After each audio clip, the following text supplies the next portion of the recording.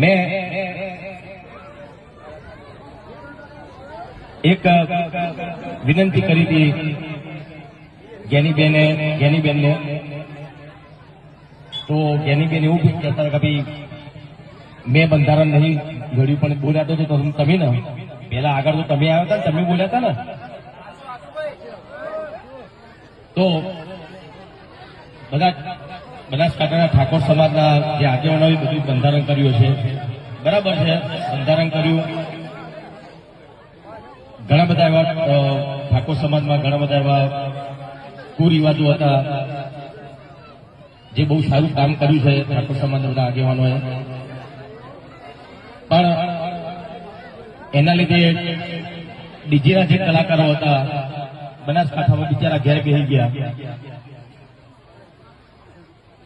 અને જે આગેવાનો બંધારણ કર્યું એ લોકોને ખબર નહીં ડીજે એટલે હું.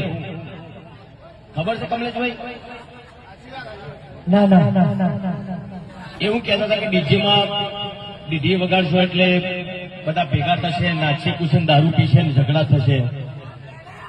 એવું જરૂરી નહીં કોઈ ઢોલ વગાડતો તો દારૂ પીનારો પીવાનું જ છે, ઝઘડા કરનારો ઝઘડો કરવાનો જ છે. તો ડીજે બંધ થવાથી સમાજમાં સુધારો આવશે એ વસ્તુ ખોટી છે. જે ડીજે બંધ થયા છે ને એ ઘણા બધા કલાકારોના બિચારા એ લોકોનો રોજગાર બંધ થઈ ગયો છે, એ લોકોને ખબર નહીં પડતી. એ બધા મોટા માણસો છે, મોટા માણસો એટલે ડીજેની એમને ખબર નહીં પડતી.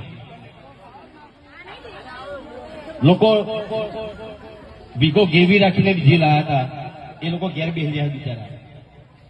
એક ડીજેમાં 15 કલાકારો કામ કરતા હોય, એવા બનાસકાંઠામાં કેટલા ડીજે છે?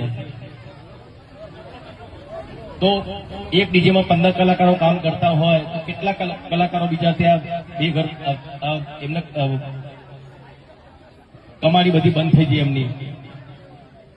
તો ચલો કઈ વાંધો નહીં, તમે ડીજે બંધ કરાવી દો, પણ જેના લોકોના ડીજે બંધ થયા છે એ લોકો ઘેર બેસી રહ્યા છે, એમનો રોજગાર આપો. તમે ચલો આપો, નોકરી આપો, કઈ ધંધો તમે આપો ને. એમને તો એમના સિવાય કલાકારો બિચારા